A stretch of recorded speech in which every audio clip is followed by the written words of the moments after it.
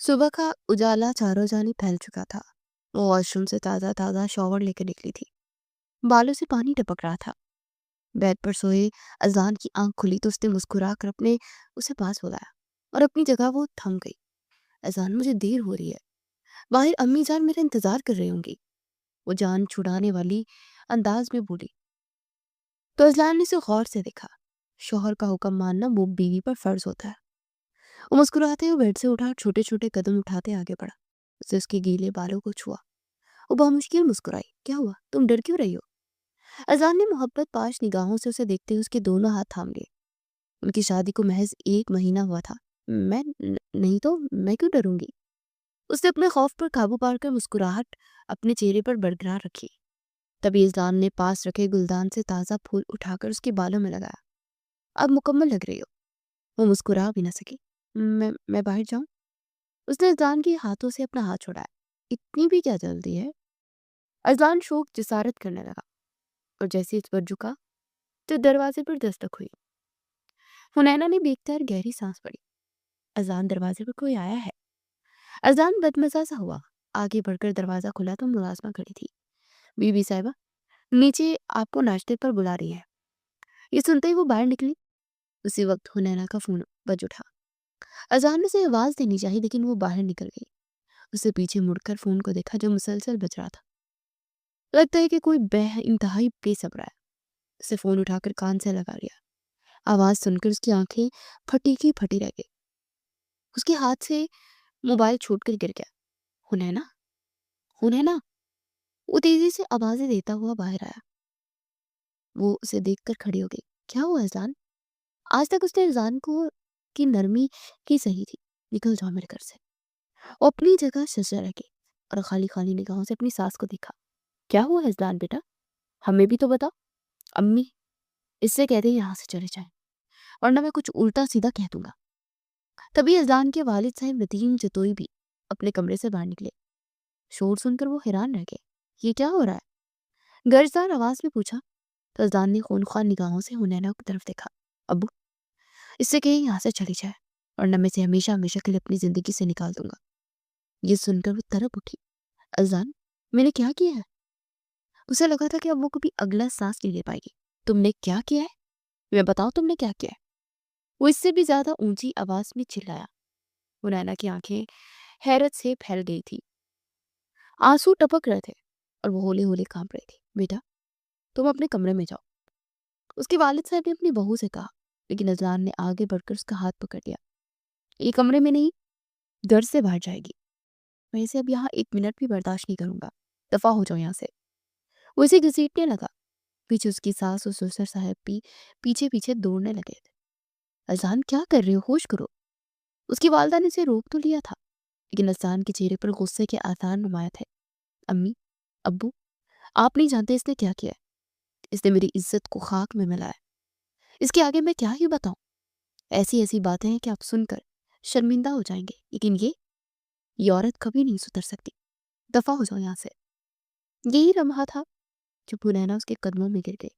अजान, अजान, आपको खुदा का वास्ता है, खुदा का वास्ता है, मुझे ऐसे बाहर मत निकाले वरना मैं मर जाऊंगी। वो तड़प तड़प कर रो रही थी। अजान बेटा, क्या हुआ है? ठंडे दिमाग से बैठकर सोचो। आराम से बैठकर बात करते हैं। ऐसे गुस्सा दिखाने से क्या होगा? गलत फैसले ही होंगे ना। उसकी वालदा शगुफ्ता बेगम ने भी अपने दोनों हाथ उसके सामने जोड़े थे। मैं कोई बात नहीं करना चाहता, बस अब मैं मजीद इसे इस घर में बर्दाश्त नहीं करूंगा। उससे हुनैना का हाथ थामकर उसे बलाखिर घर के बैरूनी दरवाजे से बाहर धक्का दिया था। वो आराम से किसी के कदमों में गिरी थी। उसने जैसे ही निगाहें उठाकर देखा तो अपनी जगह वो साकित रह गई। सामने उसका माँ चाहे खड़ा था। ये सब क्या हो रहा है? उसने नीचे झुककर अपनी बहन को कंधों से थाम कर खड़ा किया और जमीन पर गिरा उसका दुपट्टा उठाकर उसके कंधों पर रखा। अजान ने रुख फेर लिया। आखिर ये सब हो क्या रहा है? उसने दोबारा से सवाल किया। तब हुनैना ने एक नजर अजान को देखा था और फिर तड़प कर रोते हुए अपने भाई के गले लग गई थी। भैया, भैया, मुझे यहाँ नहीं रहना। भैया, मुझे मुझे अजलान ने तलाक दे दी। भैया, ये मुझे पर बहुत जुल्म करते थे। मैं चुप रही लेकिन आज सबने देख लिया कि कितने जालिम है। हुनैना के इस बयान ने जहाँ शगुफ्ता बेगम को पत्थर का कर दिया, वहां उसके सुसे नदीम तितोई की हालत भी ऐसी थी जैसे काटो तो बदन में लहू नहीं। अजान ने भी एक झटके से उसकी तरफ देखा। बकवास बंद करो अपनी। उसे मारने के लिए आगे बढ़ा। खबरदार, एक कदम भी आगे मत बढ़ना, वरना मुझसे बुरा कोई नहीं होगा। सुरमई आंखों में गुस्से की सुर्खी फैली हुई थी। आज से पहले किसी ने अहमद लाशारी को इस तरह गुस्से में नहीं देखा था। मैं सच कह रहा हूँ, मैंने इसे तलाक नहीं दी, ये खुद ही ड्रामे कर रही है। उन्हें ना पहले से ज्यादा ऊंची आवाज में रो पड़ी। भाई, आप मेरा यकीन करें भाई, ये झूठ बोल रहे हैं। अगर आप यहाँ ना आते तो ये शख्स मुझे मार ही देता। अजान ने खाली खाली निगाहों से हुनैना को देखा, जो इसकी बीवी थी। उनकी शादी को सिर्फ 1 महीना गुजरा था, लेकिन हुनैना की तरफ से इल्जामात सुनकर वो अपनी जगह पत्थर का हो गया था। झूठ मत बोलो, क्या बोल रहा है? तुम्हें झूठ बोलकर क्यों मेरी जात को रुसवा करके तमाशा बना दिया है? अजान का बस नहीं चल रहा था कि या तो वो खुद को खत्म कर ले या फिर हुनैना को। अपनी मर्दानगी अपने पास रखें। अगर इतने ही मर्द हैं तो हौसले से हालात का मुकाबला कीजिए, ना कि अपनी मर्दानगी मेरी बहन पर दिखाइए, समझा? अहमद लशारी ने उसे अपनी बाहों के हिसार में ले लिया, जो रो रो कर हलकान हो चुकी थी और फिर बेख्तियार उसकी बाहों में झूल गई थी।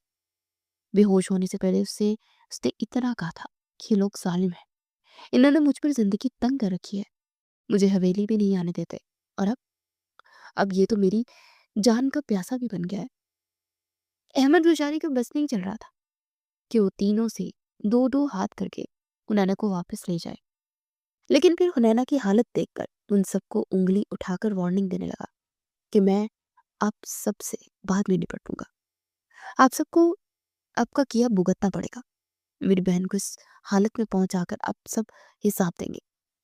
गर्जदार लहजे में कहकर वो अपनी बहन को अपनी बाहों में समेट कर अस्पताल ले आया था, जहाँ डॉक्टर ने 24 घंटे के अंदर ऑब्जर्वेशन रखने के बाद उसे डिस्चार्ज कर दिया था। ख्याल रहे इन्हें कोई स्ट्रेस ना हो, बस मामूली से स्ट्रेस की वजह से ये सब कुछ हुआ है। वो नैना तो जैसे पत्थर की हो गई थी, आंखों के नीचे गहरे हल्के खूबसूरती जैसे मानित सी परकी थी। भैया, भैया मुझे वापस नहीं जाना। भैया मैं इन लोगों के साथ अब दोबारा नहीं रहना चाहती। मैं वाकई में अलग चाहती हूँ। वो उस वक्त उसे कमरे में देखने के लिए आया था जब वो एक बार फिर से रो पड़ी। रिलैक्स, ये तुम्हारा अपना घर है, तुम्हारे बाप का घर है। तुम्हें यहाँ से कोई नहीं निकाल सकता, और तुम अब अब्बाजान के पास दोबारा वापस नहीं जाओगी। ये मेरा फैसला है। उसे हवेली आए 2 दिन हो चुके थे। हवेली के तमाम लोग हैरान थे कि 1 महीने की ब्याही दुल्हन के साथ ऐसा क्या हुआ कि वो अपने माँ बाप की दहलीज पर वापस आ गई। और फिर जब उन्हें अजान के बारे में मालूम हुआ तो उन्होंने हुनैना को वहीं रोक लिया था कि मामला अब चिड़के में जाएगा, और जब तक हल नहीं होगा तब तक हुनैना यहीं रहेगी। वो वहां अपनी मौत के कुएं में वापस नहीं जाएगी। ये फैसला अहमद लशारी ने किया था। वो काफी देर तक उसके पास बैठा बातें करता रहा कि उसकी इकलौती बहन का दिल बहल जाए, लेकिन सच तो ये था कि उसका दिल जख्मों से चूर हो गया था और उन जख्मों से खून रसने लगा था। उसने कभी नहीं सोचा था कि उसकी लाडली बहन शादी के महज 1 महीने बाद इस तरह जुल्म सितम का शिकार होगी और फिर रोते धोते अपने माँ बाप के घर वो वापस आ जाएगी। सच कहते हैं कि नसीब से इंसान नहीं लड़ सकता, चाहे कितनी ही दौलत क्यों ना हो। अगर इंसान के नसीब में खवारी लिखी हो तो उसे दौलत भी नहीं बचा सकती। अहमद लशारी ने इस बात से जिंदगी का ये नतीजा खस किया। अब फिर इसकी हर सोच खला में किसी गैर मारई नुक्ते को घूरते हुए किसी और ही नेच पर पहुंच चुकी थी। वो यूनिवर्सिटी से तेज रफ्तारी से बाहर निकली थी। मौसम सुबह से अब्र-आलूद था और बारिश शुरू हो चुकी थी। बारिश के मोटे मोटे कतरे उसके चेहरे पर पड़ने लगे तो उसने अपने सर पर अपना रजिस्टर रखकर अपना बचाव किया और दौड़ती हुई एक शेल्टर के पास जाकर खड़ी हो गई। वो बस का इंतजार कर रही थी कि उसका रोज का मामूल था, लेकिन आज शायद बस लेट हो गई थी। तभी उसके मोबाइल पर पकड़ कॉल आने लगी। उसे जैसे तैसे कॉल उठाई। दुपट्टे में अपना मोबाइल लपेट कर पानी से बचाने की नाकाम कोशिश कर दे। दूसरी तरफ अपनी वालदा की रोती हुई आवाज सुनी। उसका दिल दहल सा गया, लेकिन सिग्नल बार बार टूट रहे थे। जिन जलाकर उसने कॉल वापस काट दी और मोबाइल अपने पर्स में डाल दिया। न जाने क्या बात होगी। वो गहरी सोच में गुम हो गई।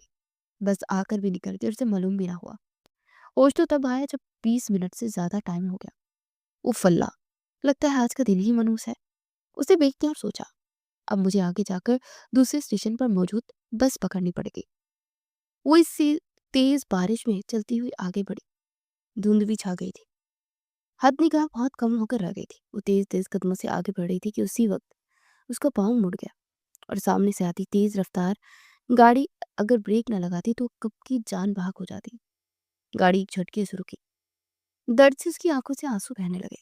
اس نے بے اختیار اپنے اندر ہمت پیدا کر کے خود کو فٹ پاتھ پر بٹھایا۔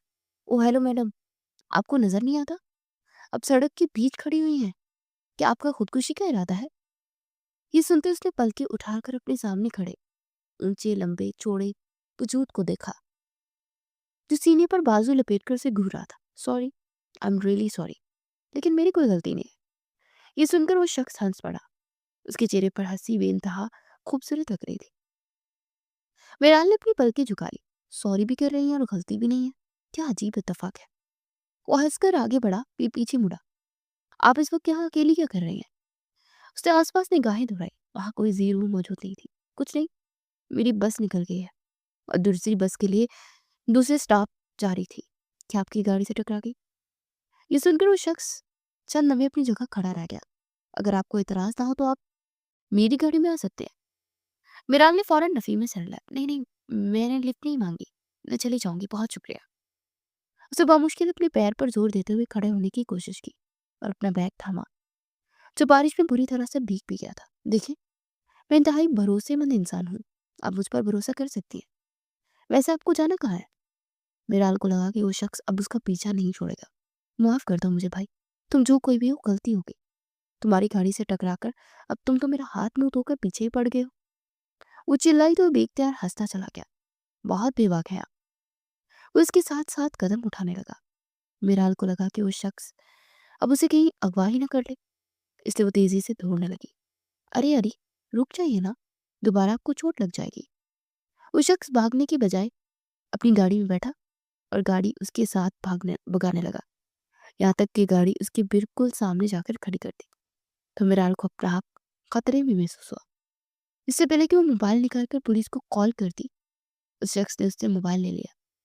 کیا ہو گیا ہے؟ کم آن، ایک ذمہ دار شہری ہونے کا فرض نبھا رہا ہوں، آپ کو لفٹ دے رہا ہوں تاکہ ہاسٹل پہنچا سکوں، اور آپ ہے کہ مجھ پر ہی الزامات عائد کر رہی ہیں۔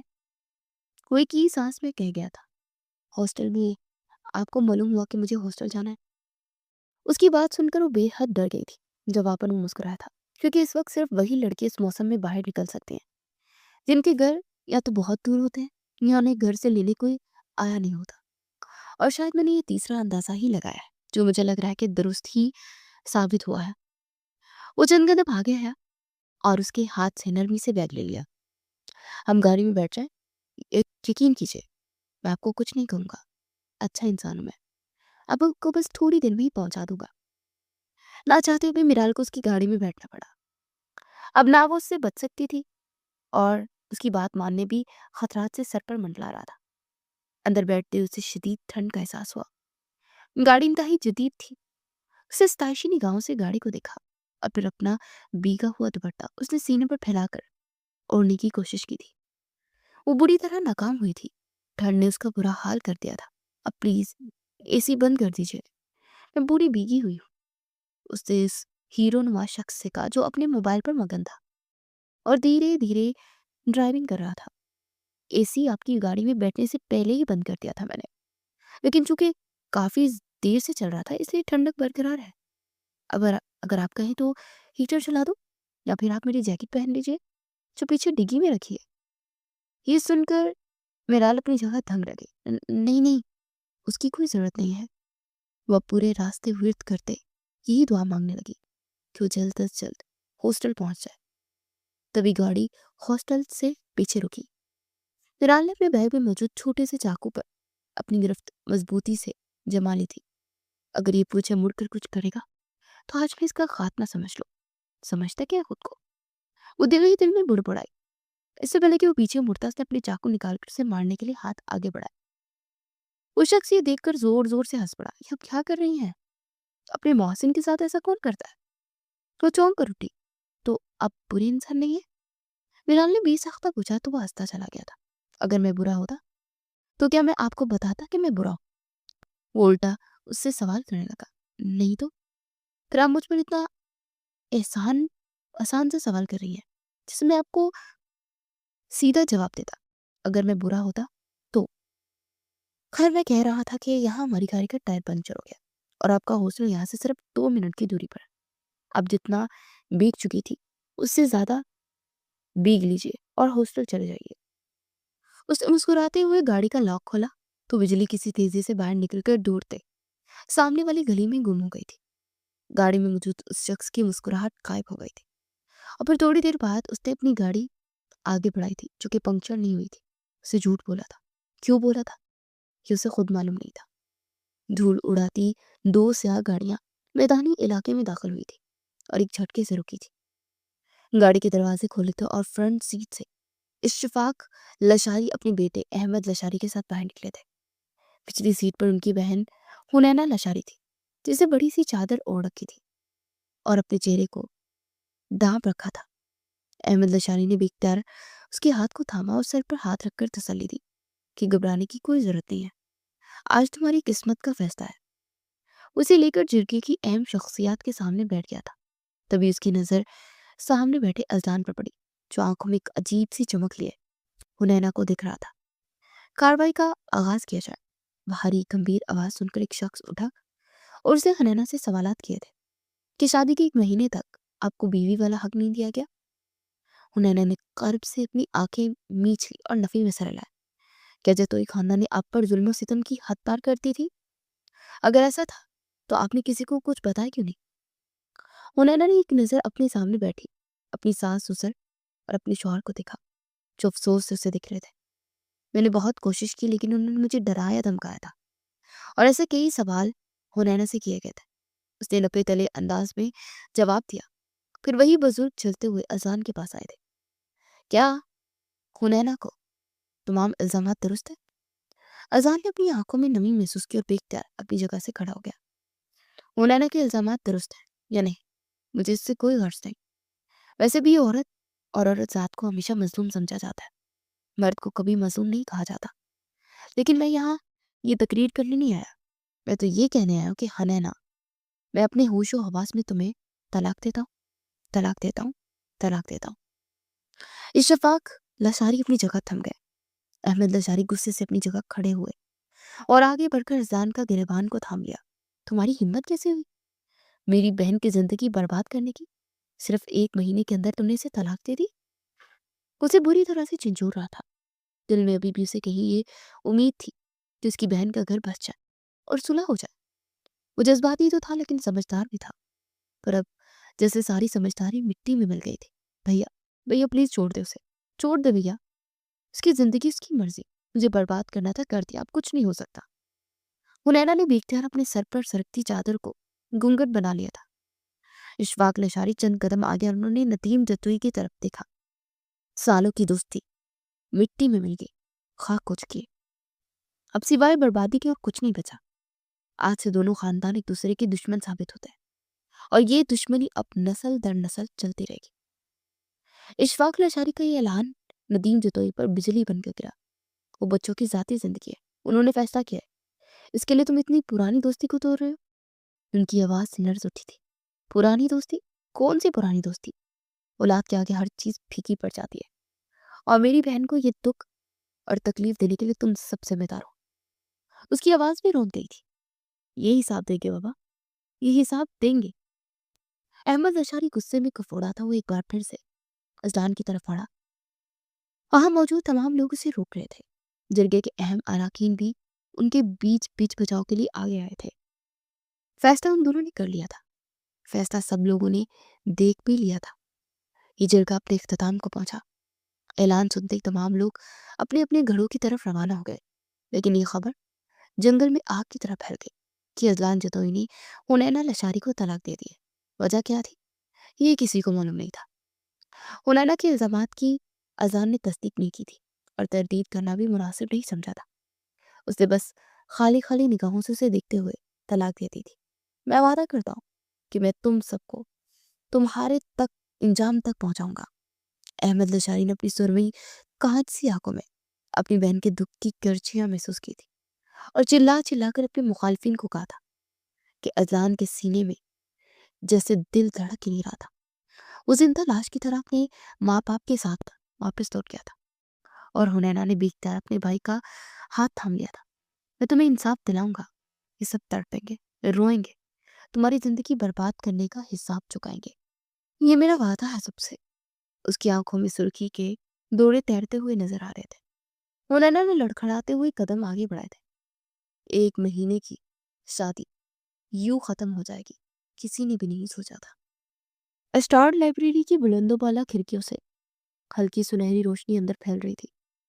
باہر ہاسٹل کا صحن خاموش تھا، صرف ہوا کے جھونکے میں درختوں کے پتے سرسرا رہی تھی۔ اندر مکمل سکوت تھا۔ ایک کونے میں آخری میز پر میرال بیٹھی تھی، اس کی آنکھیں سرخ اور سانس بے ترتیب تھی۔ اس کے سامنے میگزین کھلا ہوا تھا، وہ انگلیوں سے صفحہ بار بار سیدھا کرتی، مگر پھر جیسے اسے یاد ہی نہیں رہتا کہ اسے پڑھنا کیا تھا۔ ذہن میں صرف امی کی باتیں گونج رہی تھی۔ اذان نے حنینا کو طلاق دے دی۔ اس نے اپنے چکراتے سر کو تھاما۔ یا اللہ، گھر میں یہ سب کیوں ہو رہا ہے؟ اس کے ہونٹ بے آواز حرکت کرتے رہے۔ اچانک خاموش اور ویران لائبریری میں قدموں کی آہٹ گونجی۔ قدموں کی چاپ میرال کے میز کے قریب آ کر رک گئی۔ اس نے چونک کر سر اٹھایا۔ وہی شخص اس کے سامنے کھڑا تھا جو 2 دن پہلے انہیں کے سامنے سے زبردستی لفٹ دینے پر بازید تھا۔ وہی گہری آنکھیں اور مضبوط چہرہ جس میں عجیب سا اعتماد تھا۔ اس نے میرال کو روتا دیکھ کر بہت آہستہ سے ایک ٹیشو آگے بڑھایا۔ کیا ہوا؟ کیوں رو رہی ہے؟ وہ چونک سے گئی اور نفی میں سر لایا۔ کچھ بھی نہیں، یہ میرا ذاتی مسئلہ ہے۔ وہ گویا ہوئی، لیکن وہ بہت اعتماد ہونے کے ساتھ ساتھ ڈھیٹ بھی تھا۔ گھر میں مسئلہ ہے؟ اس کی آواز بھاری بھی تھی اور نرم بھی۔ میرال نے ہچکی روکتے ہوئے اس کی طرف دیکھا۔ آپ آپ کو کیسے پتا میں کیوں رو رہی ہوں؟ وہ شخص مسکرایا۔ آپ کی آنکھیں بتا رہی ہیں، اور یہ الٹا میگزین بھی۔ میرال نے ایک نظر میگزین کو دیکھا اور اپنا سر پکڑ لیا۔ میں ٹھیک ہوں، بس کچھ بات ہے۔ اسے فوراً سے میرال کی بات کرنی، گھر کی فکر ہو رہی ہے۔ وہ آگے کو جھک کر بولا۔ میرال نے بے بسی سے سر ہلایا۔ جی، بہت بڑا جھگڑا ہو گیا، امی رو رہی تھی، میں کچھ کر بھی نہیں سکتی، یہاں بیٹھی ہوں۔ وہ آدمی کوہنی میز پر رکھ کر جھکا۔ دور رہ کر گھر کی فکر کرنا سب سے مشکل کام ہوتا ہے، لیکن باتیں اتنی بڑی نہیں ہوتی جتنی ہم ذہن میں بنا لیتے ہیں۔ گھر والے سنبھال لیتے ہیں ہمیشہ۔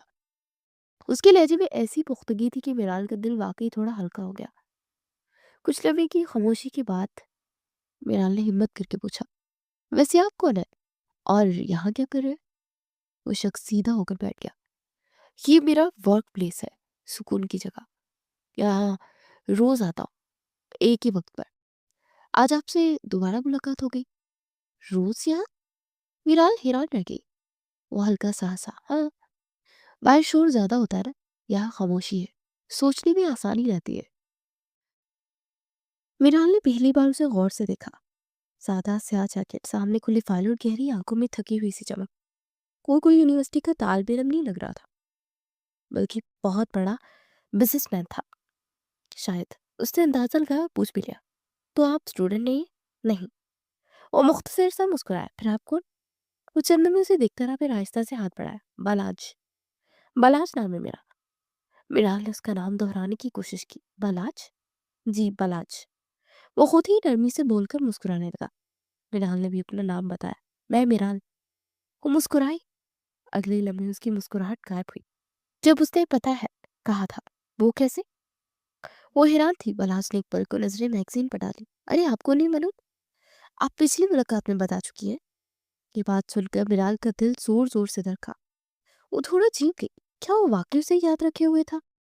میں اکیلی ہوئی ہوں، اور جب میں گھر کچھ ہوتا ہے نا تو دل چاہتا ہے کہ بھاگ کر پہنچ جاؤں، لیکن نہیں جا سکتی ہوں، نہ کچھ کر سکتی ہوں، بس دل گھبرا رہا تھا۔ بالاج نے اس کی بات پر توجہ سے سنی۔ کبھی کبھی انسان کا دل بہت کمزور محسوس کرتا ہے، لیکن اگر آپ اکیلی ہیں تو اس کا مطلب یہ نہیں کہ آپ بے سہارا ہے۔ میرال نے نم آنکھوں سے اسے دیکھا۔ یہ آپ کیسے کہہ سکتے ہیں؟ بالاج کرسی پر سیدھا ہوا۔ کیونکہ کبھی کبھی ہم ایسے لوگوں کے پاس بیٹھ جاتے ہیں جنہیں ہم جانتے بھی نہیں، بس چند لمحے ہی صحیح وہ ہمارے سوچنے کا انداز بدل دیتے ہیں۔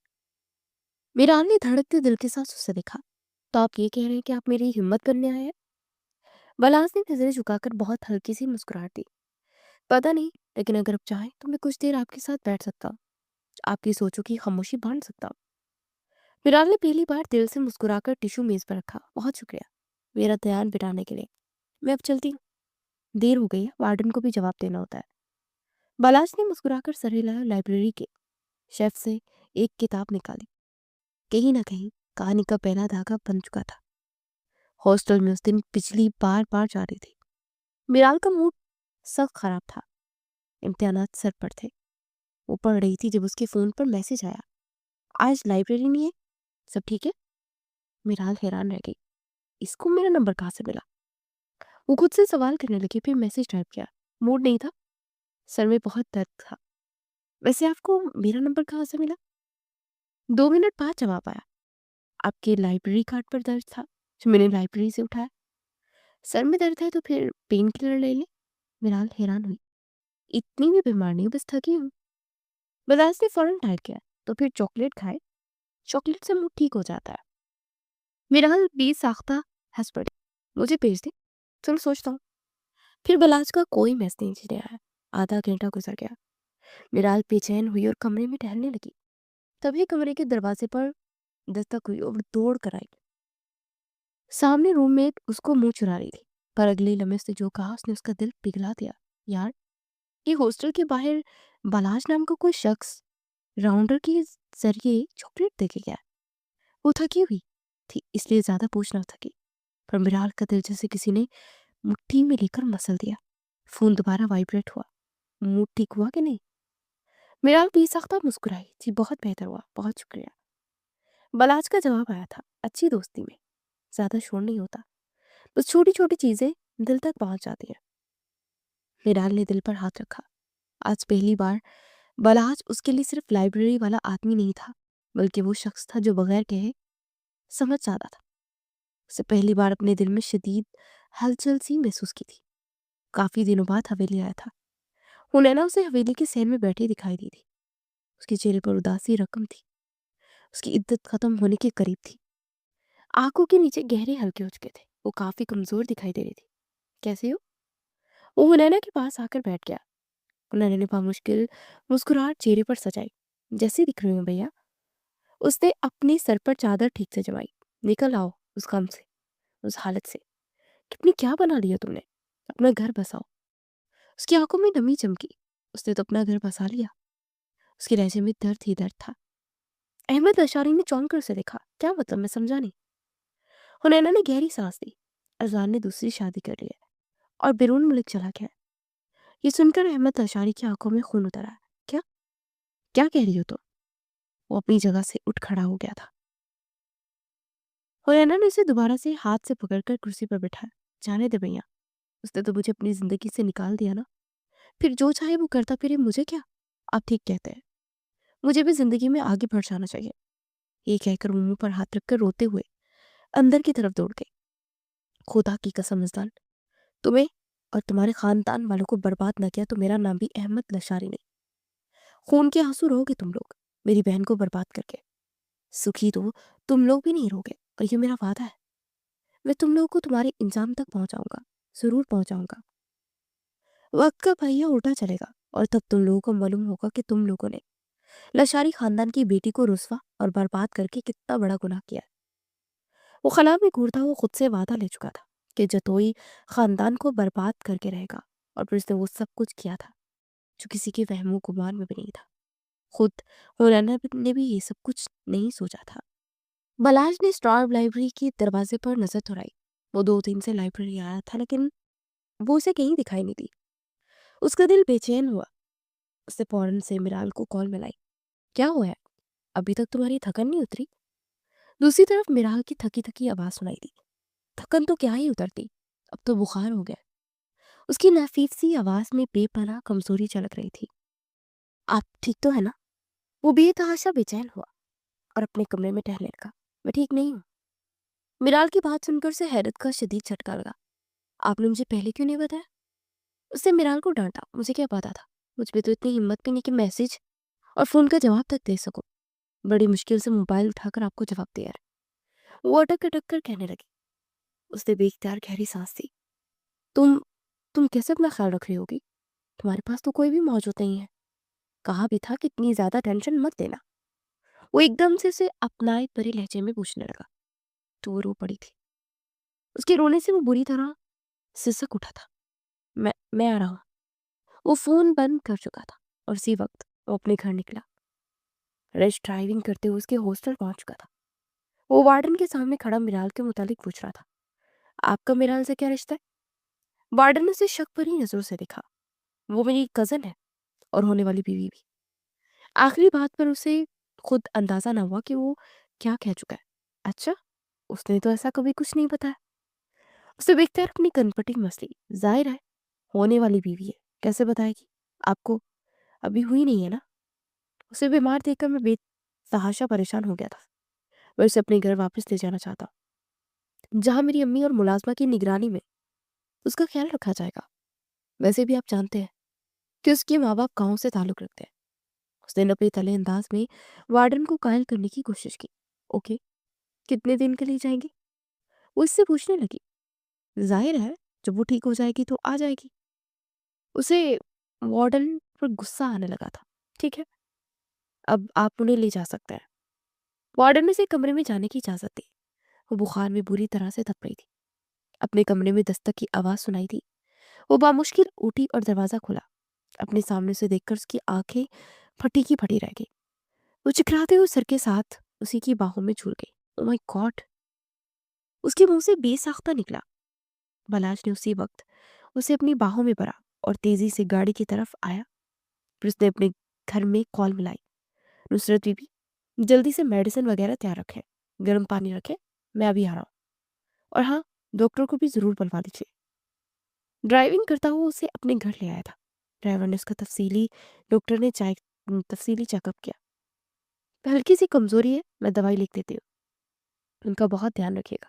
اور ہاں، بخار کا اترنا بہت ضروری ہے۔ ڈاکٹر نے اسے چند ضروری ہدایت کے بعد وہاں سے واپس بھیج دیا تھا۔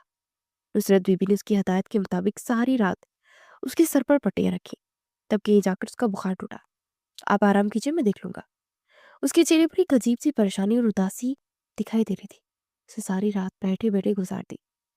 نہ جانے کب اسے ہوش آیا اور کب وہ اسے بخار میں کمی ہونے کی وجہ سے پکارے۔ نہ جانے رات کے کون سے پہر اس کی آنکھ کھلی۔ پہلے تو اسے سمجھ نہیں آیا کہ وہ کہاں ہے۔ پھر جب ہوش آیا تو پتہ چلا کہ وہ ایک اجنبی گھر میں ہے۔ ایک جھٹکے سے بیڈ پر سے اٹھی، سر دوبارہ سے چکرایا، لیکن جیسے ہی سامنے نظر پڑی تو ایک دم ایک لمحے کے لیے وقت تھم سا گیا۔ آپ یہاں کیا کر رہے ہیں؟ اور میں کہاں ہوں؟ وہ مسکرا کر آگے بڑھا اور اس کا ہاتھ تھامنے لگا۔ تم میرے گھر میں ہو، میں نے وارڈن سے اجازت لی تھی۔ اس کی آنکھیں ابلنے کے قریب تھی۔ تبھی اس نے اسے دلاسا دیا، گھبراؤ مت، بھروسہ رکھو مجھ پر۔ نصرت بی بی یہاں پر ہے، ابھی تھوڑی دیر پہلے ہی وہ بیٹھ گئی ہیں۔ خدا کی قسم میں نے تمہارا کوئی غلط استعمال نہیں کیا۔ یہ سن کر اس نے گہری سانس خارج کی، گویا اسے ایک ریلیف سا ملا ہو۔ بابا کو پتہ چلے گا وہ تو بہت ناراض ہوں گے۔ اب ویسے بھی میرے لیے اجنبی ہے اور میں کسی غیر مرد کے ساتھ اس کے گھر میں نہیں رہ سکتی، مجھے ہاسٹل جانا ہوگا۔ وہ خود پر سے کمبل ہٹا کر بھاگ کر نیچے اتری اور پیروں میں چپل ڈالنے لگی تو بلاش نے اس کا ہاتھ دوبارہ سے تھام لیا۔ میرے دل کی بات سنے بغیر چلی جاؤ گی کیا؟ تمہیں اندازہ نہیں ہوتا کوئی شخص یہ سب کیوں کرے گا؟ تمہیں ابھی یقین نہیں آیا کہ میں تمہارے پیچھے اتنا پاگل ہوں؟ وہ چلایا تو وہ سہم کر پچھڑی۔ بلاش کو اپنی غلطی کا احساس ہوا۔ Sorry, I'm really sorry۔ میں تمہیں کیسے یقین دلاؤں؟ میں تم سے محبت کرتا ہوں اور اب تمہاری کسی قیمت پر تمہیں کھونا نہیں چاہتا۔ میں تمہیں یہاں سے جانے نہیں دوں گا جب تک تمہیں اپنے نام نہ لکھ لوں۔ اور میرال کو لگا کہ آسمان اپنی چھت کے ساتھ اس کے سر پر آن گرا ہے۔ کیا کیسی باتیں کر رہا ہے؟ میں بابا کے بغیر ہی ایک قدم بھی نہیں اٹھا سکتی۔ وہ ویسے ہی پریشان ہے، ایسے میں انہیں تکلیف کیسے دے سکتی ہوں؟ یہ سن کر اس نے اسے کندھوں سے تھام کر دوبارہ بیڈ پر بٹھا۔ میری بات غور سے سنو، ابھی ہم صرف نکاح کریں گے۔ میں تمہارے بابا کو منا لوں گا، وہ مجھے بہت اچھی طرح سے جانتے ہیں اور میں بھی۔ آخری بات کر کے اس کا لہجہ عجیب سا ہو گیا تھا۔ خیر، اگر تم چاہتی ہو کہ تم یہ سب کچھ اپنے بابا کی مرضی کے ساتھ کرو تو ہم خفیہ نکاح کر لیتے ہیں، پھر انہیں منا لیں گے، دوبارہ سے شادی کر لیں گے۔ میرال نے اپنا ہاتھ اس کے کندھوں سے ہٹایا۔ آپ نے سارے فیصلے خود کر لیے، क्या आपने मेरा फैसला भी जानने की कोशिश की है? ये सुनकर बलाश ने मुस्कुराते हुए अपने सीने पर बाजू लपेट लिए। मुझे तुम्हारे दिल में झांकने की जरूरत नहीं है, क्योंकि तुम्हारी आंखों में सब कुछ साफ साफ लिखा हुआ नजर आ रहा है कि तुम भी मुझसे मोहब्बत करती हो। तुम भी बलाज की मोहब्बत में गिरफ्तार हो, तभी अभी तक मेरी इतनी लंबी गुफ्तगू सुन रही हो, क्योंकि तुम्हारे दिल में भी चोर है, और वो चोर मोहब्बत का चोर है। ये सुनकर मिनाल की आंखों से आंसू बहने लगे। सब ठीक है, पर बाबा की मर्जी। बेखतर बलाज ने उसके होंठों पर अपनी उंगली रख दी। खामोश, बिल्कुल खामोश। मैंने तुम्हें कहा ना कि मैं हूं तुम्हारे साथ, तुम्हारे बिल्कुल करीब। तो फिर तुम्हें फिक्र करने की कोई जरूरत नहीं है, मैं सब संभाल लूंगा, समझी तुम? उसने नरमी से उसकी थोड़ी छुई। मिनाल की आंखें झुक गई। अगली सुबह होते ही हम एक बंधन में बन जाएंगे, और फिर मैं तुम्हें जाने नहीं दूंगा। तुम मेरे पास रहोगे। तुम्हारी बीमारी ने मेरे होश उड़ा दिए हैं। घर वालों को भी कुछ मालूम नहीं कि तुम कैसे खुद को संभाल पाओगी। बलाज की बातें, उसका लहजा, उसका अंदाज, सब कुछ उसके दिल में घर कर रहा था। आज से पहले किसी ने उससे इस तरह मोहब्बत से बात नहीं की थी। मोहब्बत छोड़ो, को तो गुफ्तगू तक नहीं की थी, और उसकी मोहब्बत के जाल में बुरी तरह से फंस रही थी। इस बात से अनजान कि उसकी जिंदगी में बहुत बड़ा तूफान आने वाला है। मिराल को अपना आप किसी जादू के जेर असर महसूस हुआ। तो एक ट्रांस किसी कैफियत में उसकी हर बात पर अपना सर झुकाती हुई चली जा रही थी। अगली सुबह उसकी आंख खुली तो बाहर से शोर की आवाज सुनाई दी। वो बड़े बड़े कदमों से बाहर आई तो बालाश ने मौलवी साहब को बुला लिया था। उसे देखकर मुस्कुराया। नाश्ता कर लो, फिर एक नई जिंदगी का आगाज करता है। बिराल तड़प उठे। दिमाग चाह रहा था कि एक बार फिर से फैसले पर नजरसानी करे, मगर दिल चाह रहा था कि ये सब कुछ हकीकत है और वो उसे कभी धोखा नहीं देगा। वो सर झुका कर रह गई। नाश्ता करने के बाद नुसरत बीबी ने उसे तैयार किया था। वो लाल दुपट्टा सर पर डालने के बाद मौलवी साहब के सामने बैठी एजाब व कबूल के लिए तैयार थी।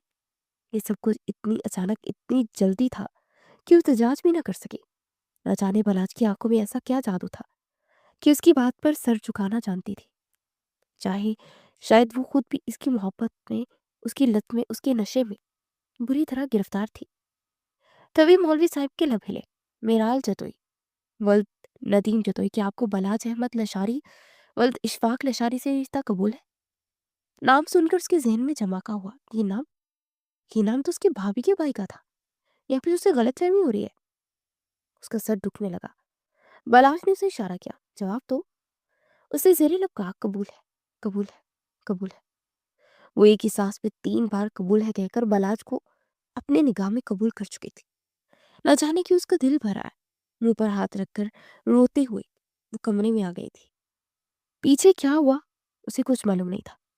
थोड़ी देर बाद कमरे का दरवाजा खुला तो बलाज छोटे छोटे कदम उठाता उसके करीब आया। तुम रो क्यों रही हो? मिराल ने नम आंखों से उसकी तरफ देखा। बस पता नहीं, बहुत अजीब लग रहा है। ठीक है या गलत, मुझे कुछ मालूम नहीं। बलाज ने उसे गले से लगाया तो वो शर्र रह गई। ये क्या कर रहे हैं आप? अभी सिर्फ निकाह हुआ है। वो एक झटके से उससे अलग हुई। तो एक मजबूत रिश्ता तो बन गया है ना? तुम्हें नहीं मालूम मैंने तुम्हें पाने के लिए कितने पापड़ बेले हैं। वो मायनी खैजी से मुस्कुराता उसे बेड पर बिठाते लगा, और फिर आहिस्ता आहिस्ता उसके करीब होने लगा। आप प्लीज ये मत करें, मुझे बहुत डर लग रहा है। मेरे पापा बहुत गुस्से वाले हैं। अगर उन्हें पता चल गया तो वो मुझे मार देंगे। वो रो पड़ी थी। मेरे होते हुए कोई तुम्हें हाथ नहीं लगा सकता। मैंने कहा ना, जब साथ निभाऊंगा तो निभाऊंगा। अगर तुम यही चाहती हो तो फिर मैं तुम्हें कभी अपनी शक्ल तक नहीं दिखाऊंगा। वो उठ कर जाने लगा तो मेराल का दिल जैसे किसी ने मुट्ठी में लेकर मसल दिया। वो क्या करे क्या ना करे। वो बेहद मजबूर हो गई, और फिर उसने खुद को बालास के हवाले कर दिया था।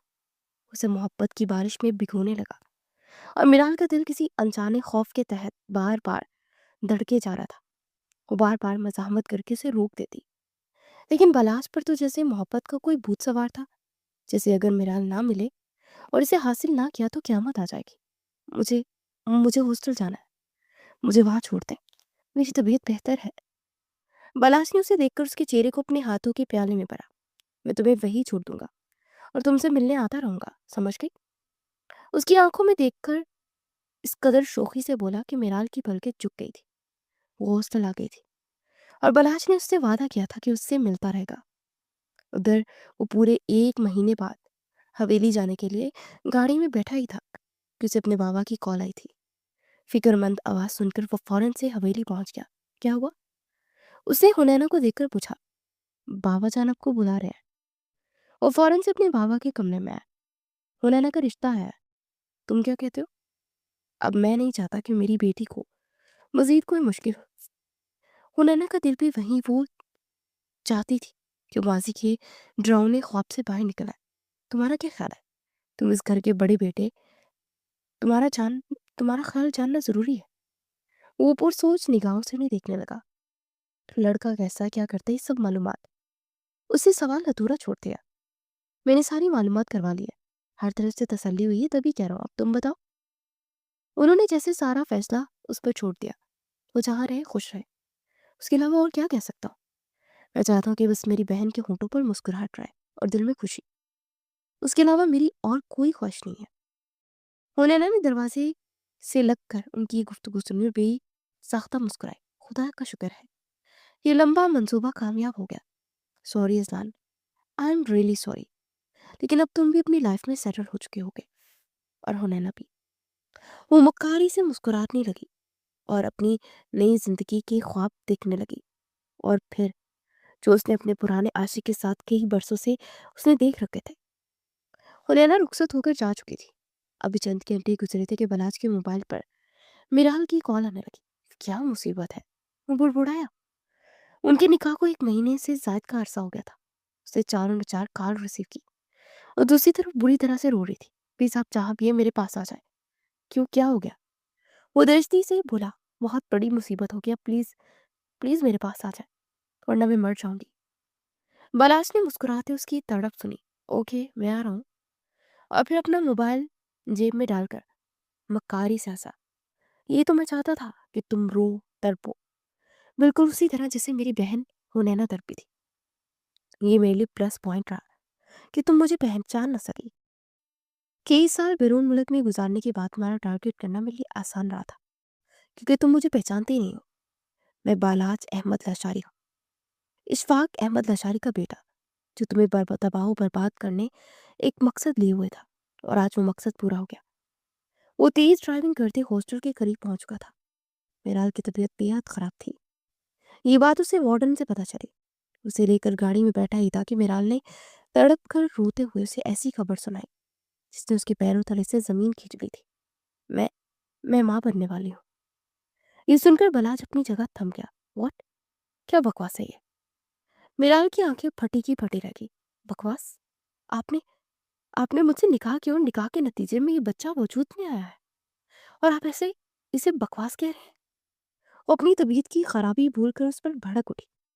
बलाज ने उसी लम्हे उसका जबड़ा पकड़ा, उल्टे हाथ का थप्पड़ घुमाकर रसीद कर दिया। तुम्हारी औकात नहीं है कि मेरे सामने अपनी जुबान खोलो, समझी? तो मेराल ने फटी फटी निगाहों से उसका ये बदला बदला रवैया देखा। तुम तुम मेरे पाँव की धूल के बराबर भी नहीं, और अब जो कुछ होने जाएगा ना, उसके बाद मेरे दिल को बेहद सुकून मिलेगा। मेराल का दिल जोर जोर से लर्ज उठा। उसका दिल चाहा कि जमीन फटे और उसमें समा जाए। आप मुझे कहाँ लेकर जा रहे हैं? वो रो पड़ी।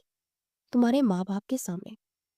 ये सुनकर मिराल ने गाड़ी का लॉक खोलने की कोशिश की ताकि वो कूद कर अपनी जान बचा सके। तुम्हारे फरार के सारे रास्ते मैंने मसदूद कर दिए हैं। अब तुम मुझसे छुप कर कहीं नहीं जा सकती। उसे जतोई हाउस ले आया था। उसके वालिद साहब मिराल को इस तरह अचानक देखकर हैरान हुए, लेकिन उसके पीछे खड़े बलाज लशारी को देखकर उनके होश उड़े थे। तुम तुम यहाँ क्या कर रहे हो? वो चिल्लाए। बलाज ने मुस्कुराते हुए कदम आगे बढ़ाया और वहां रखी कुर्सी पर टांग पे टांग रख के बैठ गया। मैं यहाँ क्या कर रहा हूँ? मेरा बेटा हूँ नहीं, मैं यहाँ क्या कर रहा हूँ? उसने सफाकाना लहजे में कहा तो मिराल अपने बाबा के कदमों में गिर पड़ी थी। बाबा, बाबा मुझे माफ कर दे, मैं बेकसूर हूँ। इस शख्स ने धोखे से मुझसे निकाह किया और अब आपको उल्टी सीधी बातें कहेगा, लेकिन आप इस पर यकीन ना कीजिएगा। आप अब बताते क्यों नहीं है कि मैंने आपसे निकाह किया है? बलाश ने भीगकर ताली बजाई। निकाह? कौन सा निकाह? मैंने तो तुमसे कोई नहीं निकाह नहीं किया। बल्कि इनफैक्ट सच तो यह है کیا آپ کی بیٹی پچھلے 1 مہینے سے ہاسٹل نہیں رہ رہی؟ یہ تو میرے ساتھ تھی، اور آپ کو پتہ ہے یہ حاملہ ہے۔ اس نے ندیم جتوئی کے سر پر گویا دھماکہ کیا۔ کیا؟ انہوں نے ایک طرف اپنے دل پر ہاتھ رکھا اور کرسی پر بیٹھتے چلے گئے۔ اس کی والدہ جو کچن میں تھی یہ ساری باتیں سن کر باہر آئی اور انہوں نے میرال کو مارنا شروع کر دیا۔ بدتمیز، بد لحاظ، بد کردار، ہم نے اسی لیے تجھے شہر پڑھائی کے لیے بھیجا تھا کہ تو یہ غلط کام کرے۔ انہوں نے اسے بالوں سے پکڑ کے میرال کو زمین پر دھکا دیا۔ میرال کے ہونٹ پھٹ گئے اور ان سے خون بہنے لگا۔ بلاج ایک لمحے کے لیے ٹھہر کر یہ سارا منظر دیکھتا رہا، لیکن پھر اگلے لمحے اس کی آنکھوں کے آگے ہنینا کے رونے کا منظر لہرایا۔ اب یہ بچہ میرا تو نہیں ہو سکتا، کیونکہ جہاں یہ لڑکی 1 مہینہ میرے ساتھ گزار سکتی ہے تو یہ کسی کے ساتھ بھی گزار سکتے ہیں۔ سچ یہ ہے کہ آپ کی بیٹی کو بوائے فرینڈ بدلنے کی عادت ہے، اور اب یہ کسی کا بچہ ہے، یہ تو بس یہی بتا سکتی ہے نا۔ پر یہ بات میں لکھ کر بتا سکتا ہوں کہ یہ میرا بچہ نہیں ہے۔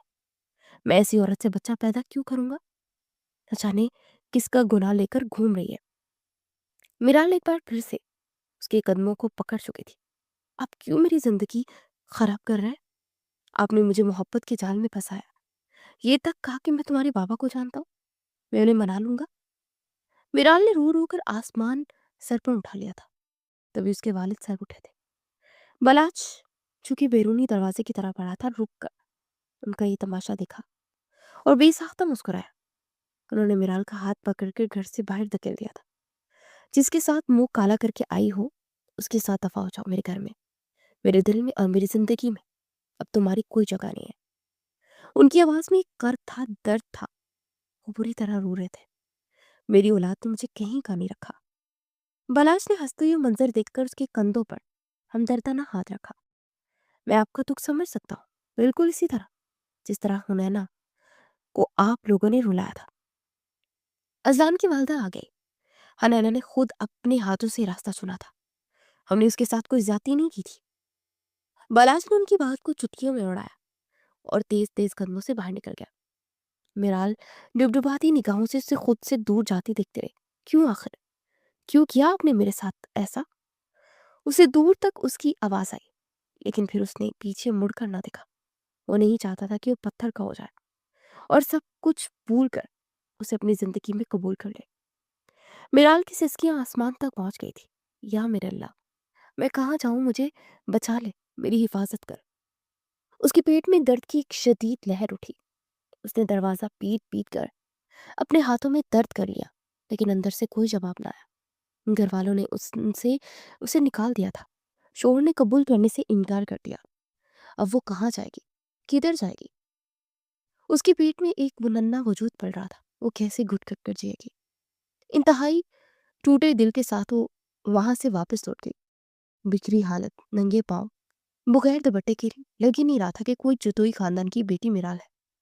اس کی اس حالت کا ذمہ دار بلاش تھا، جس نے اپنی بہن کا بدلہ لینے کے لیے اس کی یہ حالت کر دی تھی۔ اسے اپنانے سے انکاری تھا۔ وہ سڑک پر چلتی جا رہی تھی، منزل نامعلوم تھی، کوئی ٹھکانہ نہیں تھا، وہ کہاں جاتی کس کو کچھ معلوم نہیں تھا۔ ادھر دوسری طرف بلاش نے تیز رفتاری سے ڈرائیونگ کرتے کئی بار اپنے دل کو دھڑکتے محسوس کیا، اور دل کی دھڑکن کو کئی بار اونچ نیچ محسوس کرتے اسے بے اختیار گاڑی ایک جانب روکی۔ دل بے حد گھبرا رہا تھا، اور وجہ سمجھنے سے وہ انکاری تھا۔ اس نے تو بدلہ چکایا تھا، پھر کیوں دل اس قدر دکھ رہا تھا؟